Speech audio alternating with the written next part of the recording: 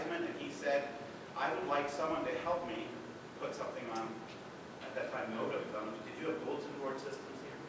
Okay, you dial up and connect, and you'd be on for a few minutes, and you disconnect. But I told him that I'm too busy to help you, but you really need to go on the internet. So he said, would you please come and explain it to me? So I did. And he said, I'd like to meet you next week.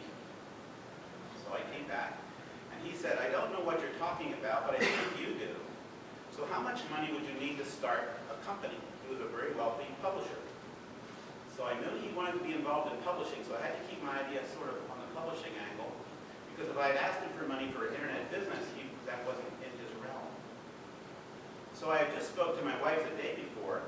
If I could get someone to give me $100,000 to start this publishing business, I could build a big business out of publishing internet resources for schools to teach students and teach teachers how to get on the internet.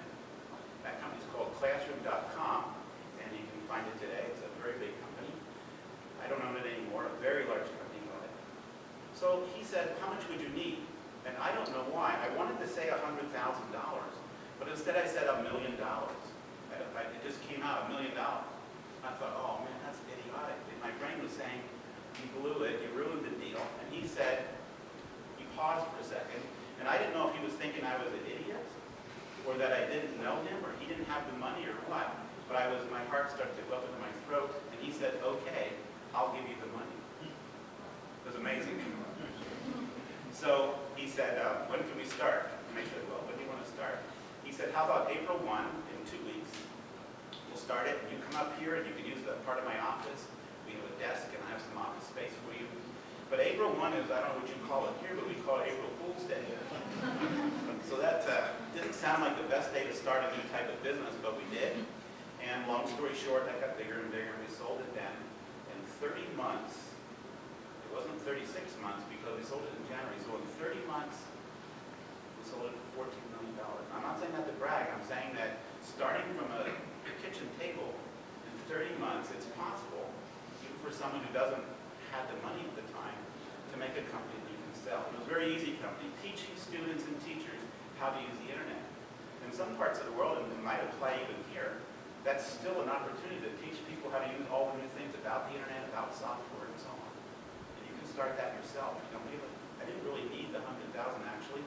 I was actually doing that out of my house already. I was selling little booklets for $20 that I was getting for free. Because at that time, some of the companies like America Online and at that time CompuServe, they were companies that offered, they called it online access, but it wasn't really the internet, but it felt like the internet when you logged on. You talk to people, you could send email, you had a lot of resources and so on, but they didn't have access to the real internet. But nobody minded because nobody knew what the real internet was. So when we started the company, I built one out in the house. They were interested in new customers, so they were sending out discs. At that time it was floppy disks or hard disks. And they were sending them out by the millions, trying to get people to sign up. So I thought, well, if they're spending all that money, maybe they'll send me some for free. And so at my little house at the time, I started getting big boxes of diskettes. So I would open them up, put them in an envelope with a little booklet, and I would sell them for $20. So that was pretty good because I was getting them for free. That opened up a relationship with a large company called Prodigy, which was owned by IBM. And I said, you know, what you really need is someone to teach people about the internet. And so for a while, I was Dr. Internet on this huge company. Nobody knew who I was, and I was just Dr. Internet. And in that forum, on Thursday nights at 7, it would log on and have live chat answer sessions. And I would talk about the internet, I would post things about the internet. I wanted to get the world interested in the internet. Because if the world was interested in the internet, then I could sell more things. At that time, it was, I wouldn't say it was illegal, but it was not possible to sell anything on the internet. You weren't allowed to sell anything on the internet. You were only allowed to talk and chat and send emails. So the first company that sent out an advertisement of on the internet, which was August or September 96, no, 93, 92, sorry, 1992 was the first email that went out that said, buy our book. And people started blasting them and telling them, don't you know the internet is not for selling things? I just shook my head thinking, people are missing it all. The White House invited me to come down. President Clinton had just gotten in. come down and give a seminar to them about how to use the internet. And they had bought my book and sent me an email and said, hey, we bought your book, we'd like you to come down and show us. It was a really interesting time at that time. At the same time, my internet company was growing called SuperNet. And the main investor said, Gregory, you have to make a decision. SuperNet or Classroom.com. There's just not a view to go around. I want to talk to you about focus and the power of that. So he said, let's focus on the publishing part because I can support you on that with 70 employees. I'm going to make you president of the whole company, and we need to sell the SuperNet part. So we sold the SuperNet part for some profit, which later went on to be sold 3 years later for $20 million. And then later was sold to Earthlink. Anybody ever hear of Earthlink? The United States is a huge company. So if you go to supernet.com, it actually shows you Earthlink now. But I have one of the few emails, jgg@supernet.com, my initials, still works, and it goes to Earthlink. So that's my private little secret I like to keep. We sold that company then, and I started to think, what else is interesting? I decided at the time, I'm going to just quit working. I have the money now. So in '97, I quit working, took my family, we moved to Central America, and we looked around for opportunities. And there were so many opportunities there, it made my head spin. But there was a disaster, and a lot of people died. And so my wife and I started a medical clinic, which she runs now. That medical clinic helps the, what we call the indigenous, the Indian people, small I Indian people up in the mountains that don't have any resources. But after a while, my engine started running about, I need to start a business, and I met actually Rayhan online, because we were starting a telecom company, and he already had a telecom company of sorts. And that's how we started talking to each other and met him online. And the person he did business with, I'll tell you, power of connections. If you know Rayhan at all, he's always saying, get on Facebook, let's make connections. Is that the person who was in an educational environment teaching, I knew her.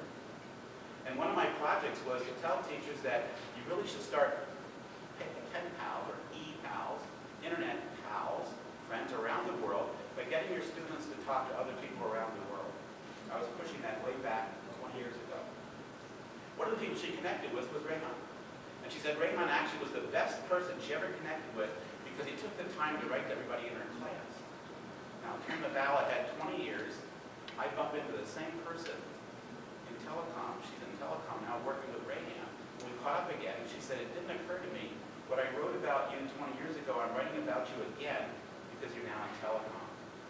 When telecom came along, I was riding in a plane, and I was just flipping through the little magazine to give you on a plane, and it said, it was this big of an article, and it said Vonage, anybody hear of Vonage? It's a big telecom company in the States now, has 40,000 customers. Now they have 3 or 4 million, but they had just started a year earlier. And I read that article, and all of a sudden it hit me. This is going to be really big, using the internet for voice. So I called my son, who's a programmer, let's get started, do some research. That's when I actually ran into Rayhan, because he already had done that. And from that telecom company, we started, and I thought, there's no way to, where's the opportunity here? There's other people much bigger. They had raised $100 million or something, so it's hard to compete with somebody like that. And so I thought, but there's an opportunity here, because everybody in the United States that has a telephone, you must have the ability to dial 911 for emergency services. And there's no way to connect the internet to the old school, old-fashioned emergency system. So I figured that has to be possible, because it has to happen sometime.